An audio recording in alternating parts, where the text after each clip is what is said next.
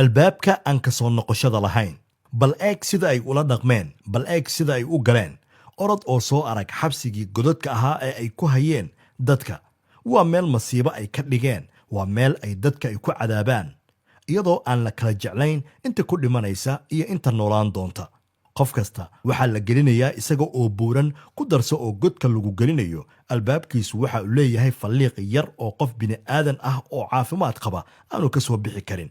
waa adiga iyo nasiibka inta ay kugu qaadato inaad falliiqaasi yarka ah aad ka soo baxdo 2 asbuuc bilo ama sannado si kalena ugama soo bixi kartid oo gaajo ayay kugu dilayaan marka hore si aad u caatowdid marka ay feerahaagu ay isdhaafaan oo aad qolfoof aad ku dhowaato isla markaana la ekaato falliiqa albaabka yar ay ku cabireen ayaad ka soo baxaysaa ogow 3 albaab oo kale ayaa kuu sii haray oo kan ugu dambeeya uu yahay kan aan laga soo noqon godadkii ay ku cadaabi jireen dadka muwaadiniinta ah iyo qolalkii lagu xiri jiray ayaa weli raadadkooda muuqdaa oo sidoodii u taagan qolalka waxaa ka mid ah qaar aan dib looga soo noqon in horay loo sii galo mooyaane qolalku waa kuwo qadiim ah oo aan laga aqoon godka dawacadu gasho amaba dhidirku uu ku hoydo waa meel jiq ah oo aan lahayn hawo la neefsado iyo meel laga layrsado midna inkasta oo xilligaasi dhismuhu ahaa kan ugu quruxda badan waxaa loo baneeyey meel lagu sheegay daaqad ama dariishad laakiin aan ka weynayn sacabkaaga marka faraha la kala bixiyo waa ha dhiman hana noolaan 4 albaab ayaa jira oo sida booraanta habar dugaag u hoyato aan laga aqoon midka ugu dambeeya waxaa albaab u ah biraha jeelasha ama saldhigyada booliska ee la iska arko ee albaabka ah laakiin aan laga gudbi karin waxaa loogu talagalay in dadku ay ka soo baxaan laakiin waa qofkii miisaankiisu uu dhaco ee caato iyo macluul awgeed halkaasi soo dhexmari karaa waa in 2 toddobaad lagaa soomiyaa biyaha iyo baadka si aad u dhuubato ilaa aad birta aad ka dhex dusi karto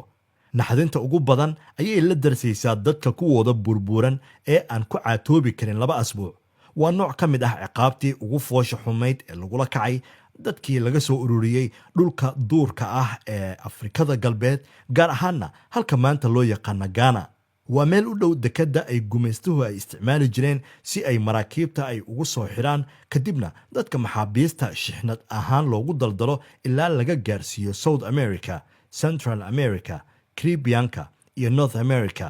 waxaa la sheegaa in xabsigan ku meel gaarka ah ee dadka la isugu geyn jiray kumanaan qof ay ku dhinteen taariikhda waxaa kale oo ku xusan in malaayiin qof dhexda ay ku sii dhinteen ka gadaal markii dusha la iska saaray sidii raashinkii deedna ay neefqabatin iyo isbuurasho ay u geeriyoodeen gumaystuhu waxa uu eegayaa inta nolol ku soo gaarta xeebaha Ameerika wax dan iyo muraad ahna kama laha inta dhimanaysa maxaa yeelay wax qiimo ah ma laha oo markii horeba iib ayay ahaayeen halkani waa qalcadda lagu magacaabo Elmina Castle oo ah mid xanuun iyo mahadho ku reebta qof kasta oo madow weli dhismuhu waa uu taagan yahay weliba waxaa albaabada ku qoran magacyadii qof kasta loogu talagalay sida halkani waa dumarka adoonta ah iyo qolkani waa ragga adoonta ah waxaase ugu naxdin badan albaabka ay ku qoran tahay lagama soo laaban karo dhismuhu waa mid ishaysta ee rinjigii waagaa la mariyey iyo magacyadii lagu qoray oo sidoodii ah ayaa la xafiday si loo xasuusto waxa uu ninka cadi uu ku dhigay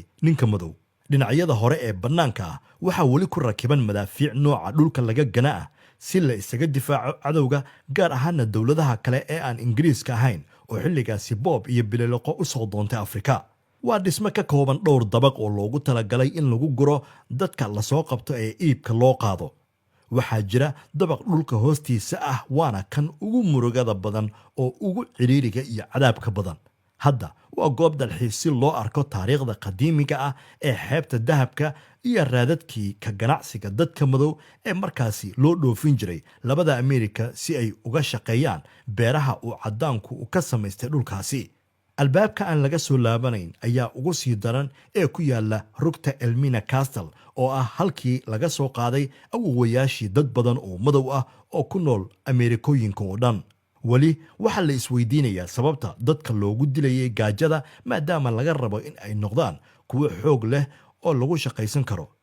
hay-adda UNESCO ee dhinaca dhaqanka iyo hiddaha ugu qaabilsan qaramada midoobay ayaa u aqoonsatay meelaha taariikhiga ah ee aan la taaban karin ama la xafiday waxaa lagu jilay dhowr filin oo caan ahaa oo uu ka mid ahaa taxanihii ku saabsanaa taariikhda goobtan ee Cobra Verde kaasi oo soo baxay 1987.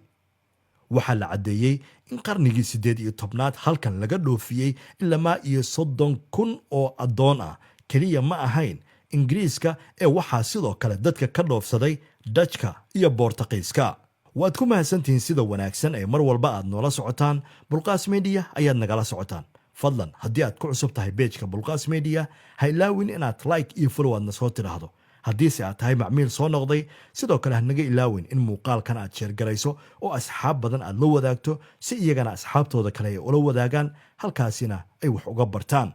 wixii tale iyo tusaale ah waxaad noogu soo qori kartaan dhinaca kommentiska.